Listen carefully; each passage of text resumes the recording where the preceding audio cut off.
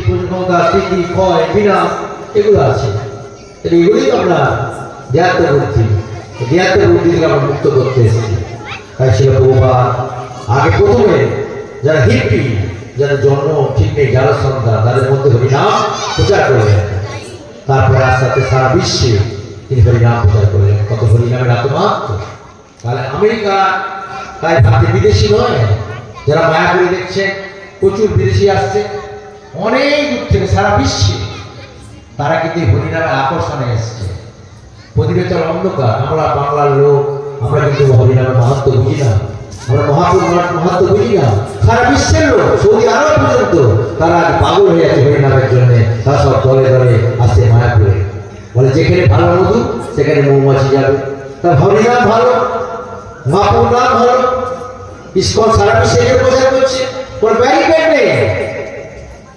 আপনারা জানেন যখন ছিল প্রভুপাদ বিদেশে প্রচার করতে যান, মহাপ্রভু জাতপাত নেই, মহাপ্রভু প্রচারে প্রতিটি উদ্ধার করেছে। কিবা বিপ্লব কিবা রাশি শূদ্র কেড়ে নয়, যেই কৃষ্ণ তত্ত্ববেত্তা সেই গুরু হয়। মহাপ্রভু বললেন কিবা বিপ্লব কিবা রাশি শূদ্র কেড়ে নয়, যেই কৃষ্ণ তত্ত্ববেত্তা সেই গুরু হয়। তাহলে কৃষ্ণ তত্ত্ববেত্তা, কৃষ্ণ মানে পরমেশ্বর ভগবান, তত্ত্ব মানে কৃষ্ণের কথা, বেদটা মানে যিনি বলেন। তাহলে যিনি সবসময় সময় সকলে কি বাজা করেন, যিনি সবসময় কৃষ্ণ কথা বলেন, কৃষ্ণ চিন্তা করেন, তিনি হবেন গুরু। গুরু কোনো বিপ্র বলে বাবু বলে গুরু হবে, বলছে না কিবা বিপ্র কিবা রাশি মানে সন্ন্যাসী, সূত্র কেন নয়, সূত্র বুঝে হবে। কখন ব্রাহ্মণ গুরু হবে, কখন চন্ডাল গুরু হবে, কখন সূত্র গুরু হবে, কখন যে কৃষ্ণ তত্ত্ব, কৃষ্ণ ছাড়া অন্য কথা বলবে না, সেই হবে গুরু। তাহলে বংশজ কুলগুরু করে আছে, বাপ গুরু তো বেটা গুরু আসতে যাচ্ছে, কি করছে যাকে দীক্ষা কানে বলতে বললো তুমি একটা কাজ করো, যাবো যাই কাজ মন খাও, আত্মা শুদ্ধ হলে সবকিছু আত্মা জাতি চাইছে খেয়ে যাও। তোমার বড়টা যখন আসবো দীক্ষা তুমি দিয়ে দাও, আমাকে দীক্ষাটা দিয়ে দাও।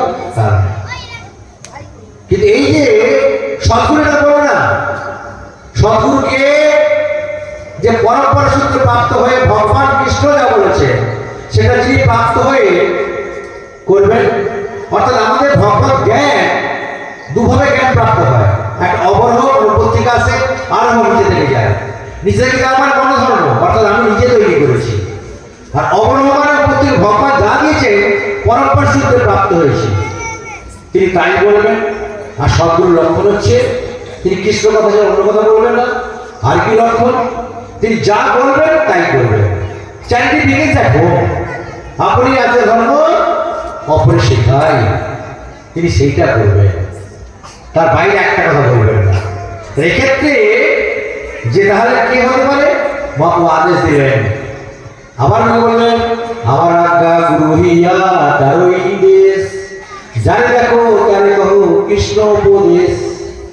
মহাপ্রভু আজ্ঞা দিলেন আমার আজ্ঞা গুরু হও, সবাই গুরু হও, জানে দেখো তারে কহো কৃষ্ণ উপদেশ, সবাইকে কৃষ্ণ কথা বলো, জানে দেখো তারে কহো কৃষ্ণ উপদেশ। কোনো মান নেই, লজ্জা নেই, অপমান করেছে এটা জানবেন আমার আশীর্বাদ।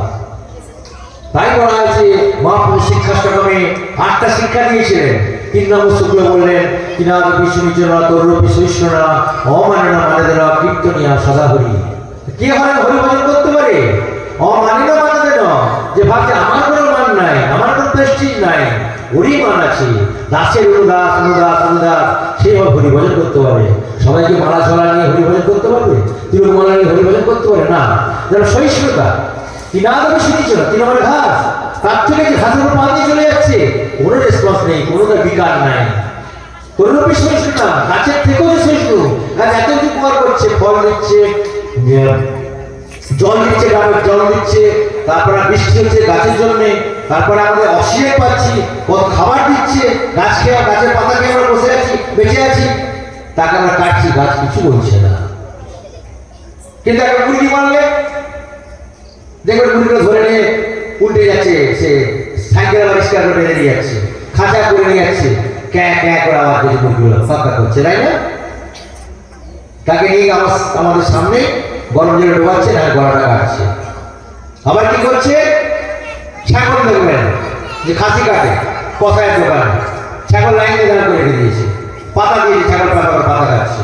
আর ওখানে আবার একটা ছাগল দিচ্ছে, চামড়া করে দিয়ে উল্টে টাঙানো আছে। সে ছাগলটা দেখছে যে একটা ছাগল উল্টোনো অবস্থায় আছে, তার চামড়া উল্টে চলে গেছে সাপ, আর সে পাতা খেয়ে ভ্যাল করে পাতা খেয়ে যাচ্ছে। কিন্তু আমরা জানছি না যে আমরা এখন ছাগলের মতো আমাদের চামড়া উল্টোবে, আমরা পাতা খেয়ে যাচ্ছি। আমরা জানি না আমরা পাতা খেয়ে যাচ্ছি, আমার সামনে ছাগলের চামড়া ঠিক একই জিনিস। ভগবান কা মার দুনিয়া का भार। তো তারা কি করতে এক সময় খেত তারা, আমরা খাই তো, আমরা খাই মাছ মাংস খাই। সবগুলো বলবেন তোমার খাবার নয়, ভগবান বলছে পত্র কুসুম ফলন্তে, আমাদের চারটে জিনিস পত্র কুসুম ফলন্ত। এই যে এই যে জিনিসটা, এটা বিদেশিদের মধ্যে ভারতবর্ষের যে আমাদের সংস্কৃতি সেটা বিদেশে প্রচার করলেন বা তারা লাইন দিয়ে গ্রহণ করতে লাগলো, আসতে লাগলো মায়াপুরে, আসতে জগন্নাথপুরীতে, আসতে বৃন্দাবনে, তাদের হরিনাম করছে তারা ওই কালচার ছেড়ে দিল। তারা সেই কালচার ছেড়ে দিয়ে তারা আমাদের প্রাচ্যের কালচার, ভারতীয় কালচার গড়ল, মহাপুরুষ শিক্ষা তারা ধরল, সবাই হরিনাম করছে তারা। সেই আন্দোলনের সঙ্গে যুবক সমাজ যুক্ত হয়েছে। তিনি পড়াশোনা করলেন না, তিনি সংকীর্তন আন্দোলনে যুক্ত হলেন, কৃষ্ণময় আন্দোলনে যুক্ত হলেন। যারা পড়াশোনা করলে কেউ ভালো মন্দ খাবো, কিন্তু আমরা নিজের মূল্যটা বুঝতে পারবো না, যে বুদ্ধির মধ্যে থাকবো। তাহলে কি করলে এখানে তিনি প্রচার করতে আরম্ভ করলেন গীতা, সারা বিশ্বে গীতার প্রচার, মা ভাগবতের প্রচার তিনি করতে আরম্ভ করলেন। কেন করলে না,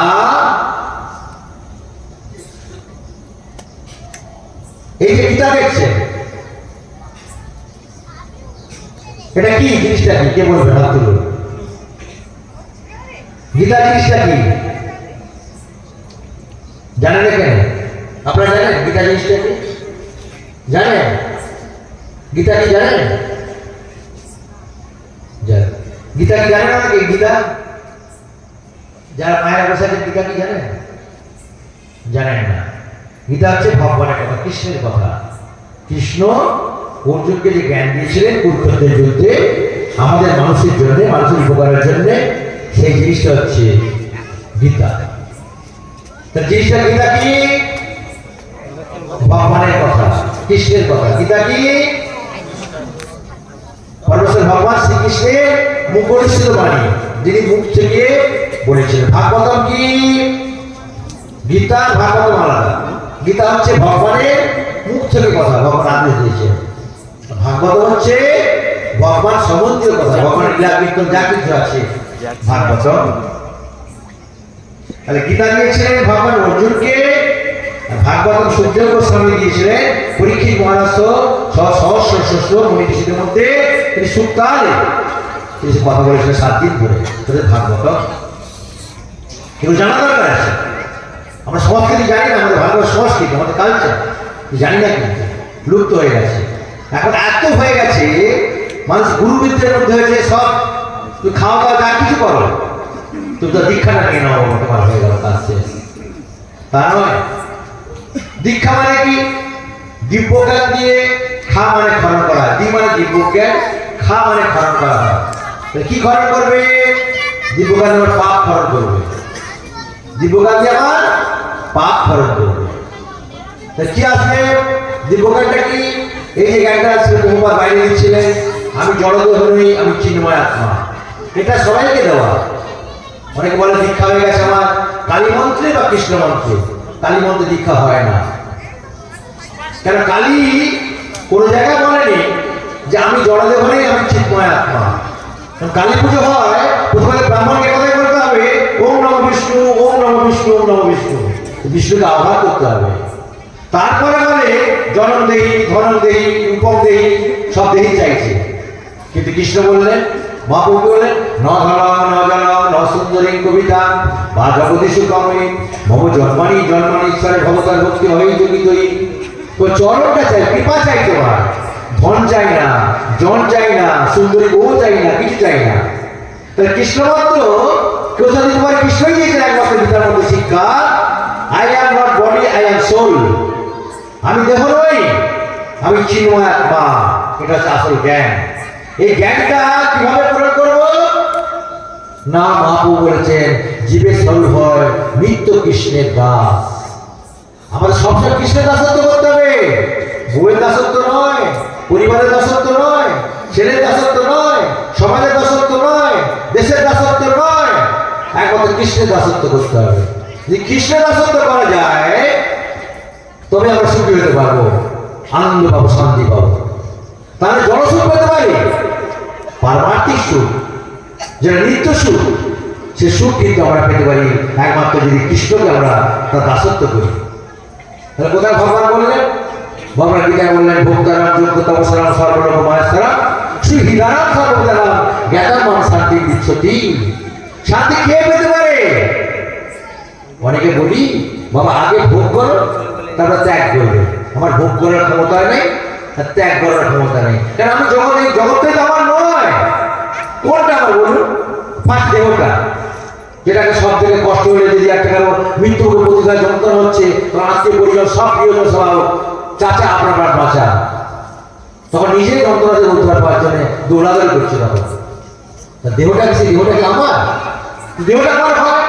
এই বাগানটা বলছে আমার, এটা গোলাপ চাষ করবো কি রজনী চাষ করবো কি গাঁদা চাষ করবো আমি জানি, এটা আমার বাগান, এটা আমার উঠুন, এটা আমি কি টাইলস বসাবো, সিমেন্ট করবো না মাটি রাখবো আমি জানি। তা দেহটা আমার, তা দেহটাকে পরিবর্তন করুন দেখি। জন্ম, বৃদ্ধি, প্রজনন ক্ষমতা, স্থিতি, ক্ষয়, বিনাশ, এই ছটা যে স্তর আছে। যা জন্ম হয়েছে মৃত্যু হবে, এটা বন্ধ করুন কার ক্ষমতা আছে? সে দিদি থেকে মোদিকেও পারবে, সবাইকে মানতে হবে, কোটিপতি তাকেও মানতে হবে। ভগবান সব করে দিয়েছে, এতে খাল পরিত্রাণ নেই। বড় বড় ডাক্তার, ধনী, ইঞ্জিনিয়ার সবাইকে এই সূত্রে সবাই ভালো আছে। যতই যা কিছু করুন, যতই চুলকে কালো করি, যতই গান বাজাই, যত বিউটি পার্লারে যাই, যতই লাখ টাকা খরচা করে মুখকে সাদা করে দিই, বুড়োকে জোয়ান করবো, লাভ কিন্তু কিছুই হবে না। কেন? সূত্র মাদা, পরপর তোমার আয়ু চলে যাচ্ছে, পরপর চলে যাচ্ছে, ওদের কারো পরিত্রাণ নাই। ভগবান এত তাই বলে যে হয় কৃষ্ণ ভক্ত সে বড় চতুর, যে হয় মায়ের ভক্ত সে হয় ফতুর। ফতুর মানে নিঃশেষ। কেন মায়ের ভক্ত মানে? মা মানে নাই, আ মানে যার অস্তিত্ব নাই। কেন ফতুর? সে সারাদিন যাচ্ছে বেটাটা আমার, এই জায়গাটা আমার, ঘরটা আমার, ব্যাংক ব্যালেন্সটা আমার, গয়নাটা আমার, জগৎটা আমার, লাফালাফি করছে। ওই করতে করতে সে চলে গেল, আবার মৃত্যুকে পতিত হয়ে গেল। আবার চিন্তা করতে করতে আবার কি হলো? জগতে আবার তাকে আসতে হবে। কেন আসতে হবে? ভগবান বলেছেন অন্তকালে যারা মানবা শরণা যুক্ত করে বরং জপ রাখি সর্বাঙ্গ জাতি নষ্ট সংশয়। ভগবান বলে যদি অন্তিম কালে আমার চিন্তা করতে গিয়ে দেহ ত্যাগ করে, সে অবশ্যই আমার ধামে ফিরে যাবে। ইট ইজ গ্যারান্টেড, এর কোনো সন্দেহ নেই। এটা আমার আসল ফল নয়, এটা ইগনোরেন্স, এটা অজ্ঞতা, এটাই বোকামি। স্বভাব যে আমি মল্লিকদের, আরে তুমি কদিনের মল্লিক বলো? গরিবদের মল্লিকে কার জায়গায় যাবে তারপর ঠিক নাই। কোন মল্লিকে যাবে? কুমিরের মল্লিকে হবে না কুকুরের মল্লিকে ধরা হবে? না আমি তোমার রাউতদের, কোন রাউতের হবো? আমি কুকুর রাউতের হবো না বাঘ রাউতের হবো না অন্যকার হবো? জলে গিয়ে কিন্তু আমি দাস হয়ে যাই, তাহলে আমি ভগবানের দাস। ভগবান তখন আমাকে কুমিরও করবে, বাঘও করবে, কুত্তাও করবে। কোথায় নিয়ে যাবে? ভগবান ধামে নিয়ে যাবে। তার দাসত্ব করছি তো, তার দাসত্ব করছি। সব পিতা কি করে? সব পিতা নিজের প্রিয়জন ছেলেকে বা তার সন্তানকে নিজের ঘরে নিয়ে যাওয়ার চেষ্টা করে। দেখো বড় ঝড় হচ্ছে, একটা রাস্তায় ঝড় করে মা যাচ্ছে, বাচ্চা আছে করে মা কি করে? নিজে ভিজছে, সে কাপড়টা জল পড়ছে, একটা জলা কেন তো বাচ্চার মাথায় করে কাপড়টা দিয়ে রাখছে, করে না? সে জানে আমার জীবন যা যে সন্তান জলটা পড়ছে বাচ্চার গায়ে, পাতলা কাপড় তো যেন মা যেন ওটাই রক্ষা পাচ্ছে। ভগবান ঠিক একইভাবে আমাদেরকে রক্ষা করে। এই কৃষ্ণের কেউ স্থায়ী বাসিন্দা নয়, সবাই টেম্পোরারি, সবাই বিদেশি, সবাই অস্থায়ী, সবাই ভাড়াটিয়া। ভগবান যতদিন দেখেছে তার বিপদে আমরা আছি। বংশের একমাত্র সন্তান, কোটি টাকার মালিক, যদি তার যাওয়ার টাইম হয় কোনো ডাক্তার তাকে সামাল করে, তাহলে কেন? আমি আসার সময় জানি ফাল্গুন মাসে জন্ম হবে, কি বৈশাখ মাসে জন্ম হবে, কি আষাঢ় মাসে জন্ম হবে, 10 মাস 10 দিন হয়েছে, মা জানে। সিজার করে 1 মাস আগে করুক, 15 দিন আগে করুক, 15 দিন পরে যাক, ওর মধ্যেই হবে তাকে। কিন্তু যখন যাওয়ার টাইমটা ভগবানকে হাতে রেখে দিয়েছে। তাই কৃষ্ণ বলতে চতুর। সেখানে যদি কৃষ্ণকে আমি সেবা করি, আমি যদি কৃষ্ণের দাসত্ব করি, আমি যদি বলে একবার তো আমার প্রভু কৃষ্ণ, তাহলে সে বাঁচাবে আমাকে। কিসের জন্য রাখবে? ভগবানের সেবা করার জন্য রাখবে। আর যখন আমি খাওয়া দাওয়ার জন্য, ইন্দ্রিয় তৃপ্তি করার জন্য একটা বাঘ ছাগল কুকুরের মতো আহার নিদ্রা আত্মরক্ষা বংশবৃদ্ধি করার জন্য মেতে থাকবো সব দিন, তাহলে আমার লাইফটা কি হলো? কুকুরের সঙ্গে তফাৎ কি হলো? গরুর সঙ্গে তফাৎ কোথায় আছে? তফাৎ আছে। আমরাও আহার নিদ্রা আত্মরক্ষা বংশবৃদ্ধি 4টে আমরাই করি। আমরা খাই, আহার নিদ্রা আমরা ঘুমাই, আত্মরক্ষা আমরা অপরকে মারতে লাগে রক্ষা করি, আর আহার নিদ্রা আত্মরক্ষা বংশবৃদ্ধি আমরা বংশবৃদ্ধি করি। তাহলে আমরা তো কুকুরের মতো। তফাৎটা কি আছে? আমাদের জ্ঞান উন্নত, ওদের জ্ঞান উন্নত নাই। ওরা দেখো কুকুর এখনো খড়ে শুচ্ছে, ছাই ফসল বসে হয়ে যাচ্ছে, ওরা পাতা খাচ্ছে। চড়ুই পাখি দেখো এখনো সে অন্য লোকের ঘরে বাসা বাঁধছে। বাবুই পাখি এখন এখনো উল্টো গুলোর মতো করছে। কোকিল এখন বাসা বাঁধতে শিখলো না, এখন ওদের কাছে কাকের বাসাতে ডিম পড়ে যাচ্ছে। কিন্তু আমরা থাকতাম কুড়ে ঘরে, তালপালার ঘরে, খড়ের ঘরে, টালির ঘরে, মাটির ঘরে, 3 তালা 10 তালা 20 তালা 24 তালা 100 তালা 200 তালা বাড়ি করছি।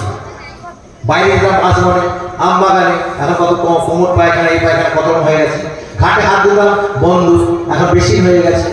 পুকুরে স্নান করতাম বন্ধ, এখন সব সামান হয়ে গেছে, বাথরুম হয়ে গেছে।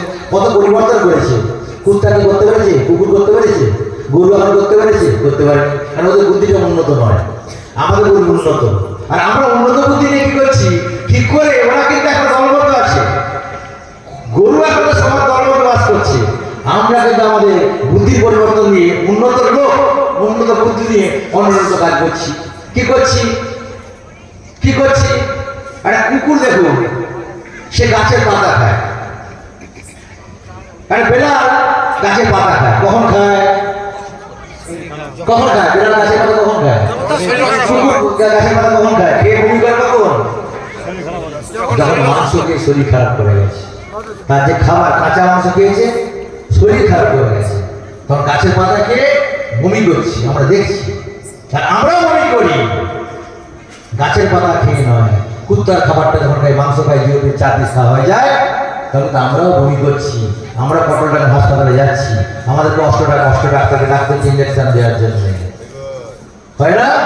কখন সে পাতাকে ভালো করছে শরীর ভালো করার জন্য, আমরা মাংস খাচ্ছি তার খাবারটা শরীরটা খারাপ করার জন্য। তাহলে কে বুদ্ধিমান? কুকুর না আমি? উন্নত বুদ্ধি কার? কিছু খাচ্ছি জিবা লালসা মেটানোর, 2 জিবা লালসা। পেট জিবা বেরিয়ে গেলে ওই মাংসের কোনো মাছের কোনো দাম নাই, নরক হয়ে যাবে। তুলুন খাবারটাকে, বমি, নামান তলা থেকে পায়খানা, তা কি লাভ হচ্ছে? সে জিবা লালসা। তাই মহাপ্রভু বললেন, জিবা লালসে যে ইতি উতি খায়, ছিন্নতর পরায়ণ সে কৃষ্ণ নাহি পায়। জিবা লালসে সারাদিন মানুষ খেতে হচ্ছে। কত গ্রাম চাল লাগে সারাদিনে? 200, 250, 300, 400 হয়ে যায়। ভ্যান চালালে, টোটো চালালে, অটো চালালে, দেশে মজুর খাটলে হয়ে যায়, জন খাটলে হয়ে যায়, রাজনীতি জোগাড় দিয়ে হয়ে যায়। শুধু দেখ আরো চাই, আরো চাই, আরো চাই, আরো চাই। একটি যে সুন্দর সাইকেল হয়েছে, একটা আবার একটা স্কুটার চাই, স্কুটার হলে তো স্বামী হলে তো বউয়ের চাই, বউর হলে তো বৌমার চাই, বৌমার তো ছেলের চাই। এই করতে করতে পাগল হয়ে যাচ্ছে। রাত দিন পাখি করে ঘুরে বেরিয়ে যায়, আবার রাতে ঘুরে আসে। কিন্তু টাইম আছে তাদের, আমাদের টাইম নাই। শুধু রোজগার, কি করে যায়, কি করে যায়। দেখুন অশান্ত মানুষ, হিংস্র হয়ে গেছে মানুষ। সব তখন সব বাড়িতে, এখন হয়ে গেছে সব মেডিকেলে, মেডিকেলে হয়ে গেছে সব। প্রত্যেক বাড়িতে ওষুধ, পাড়া পাড়া ওষুধ দোকান, পাড়া পাড়া ছোট ছোট টাউনের নার্সিং হোম, কত জটিল ওষুধ, ভেলোরে লাইন। কিন্তু দেখবেন ডাক্তারখানা যান, কজন তিলমালা লাইন আছে দেখবেন। ভেলোরে যান, হাজারে কটা তিলমালা আছে দেখবেন। কেন? তার ভগবান প্রসাদ পায়। কেন? ভগবান যা বলেছেন সে নিয়ম মেনে চলে। যদি নিয়ম মেনে চলে, ডাক্তার বললো আপনাকে এইটা খেতে হবে, এইটা খেতে হবে, আপেল খেতে হবে, পেয়ারা খেতে হবে, আপনি দানাদার খাবেন না, মেনে চলেন, দেখবেন শরীর কিন্তু ঠিক থাকবে। ডাক্তারের প্রেসক্রিপশন চলতে হবে। ভগবান আমাদের জন্য প্রেসক্রিপশন করে দিয়েছেন। যাদের প্রেসিডেন্ট বলে দিয়েছে আমরা উল্টো আমার নিয়ম ভাঙছি বলেই আমাদের কষ্টটা আসছে। বলবেন কেন? ছোট্ট একটা জিনিস দেখো। আচ্ছা, বাঘ যখন কুকুর যখন মাংস খায়, সে কি খায়? কাঁচা খায়? সে রান্না করে খায় না? দোচ্চা খাচ্ছে। যে আমি যখন খাচ্ছি মাংস, মাছ, ডিম রান্না করে খাই কিনা? ঠিক আছে কিনা? তাহলে আমার খাবার নয় বলে আমি পছন্দ করে রান্না করে খাচ্ছি, তার খাবার আসল খাবার বলেই মাংস সে কাঁচা খেয়ে নিচ্ছে। তাহলে আমার খাবারটা কেন কোনটা কাঁচা খাই? আপেল দিল কাঁচা খেয়ে নিলাম। আপেল রান্না করে খাই, পেয়ারা রান্না করে খাই, উচ্ছেও আমরা কাঁচা খাই, তরমুজ কাঁচা খাই, আলুও কাঁচা খাওয়া যায়, মানুষ মরবে না। চালকে কাঁচা খাচ্ছি, ছোলা কড়াই কাঁচা খাচ্ছি, কেন? ওটা আমাদের খাবার, ওটা আমার নেতার খাবার।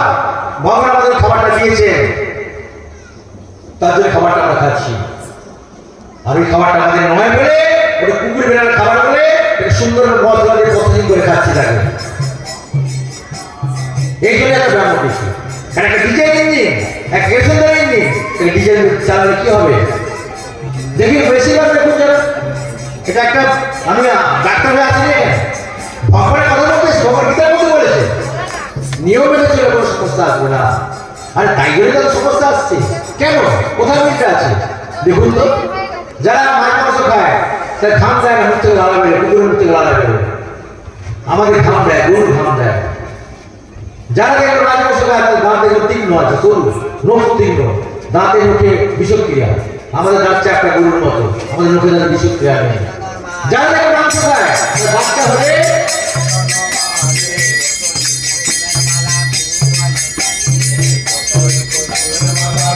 যেসব প্রাণী মাংসাশী তাদের বাচ্চা হয় চোখ দিকে অন্ধ, বিড়ালের বাচ্চা অন্ধ, কুকুরের বাচ্চা অন্ধ, সিংহের বাচ্চা অন্ধ, বাঘের বাচ্চা অন্ধ, জঙ্গলের চোখ পড়ে না।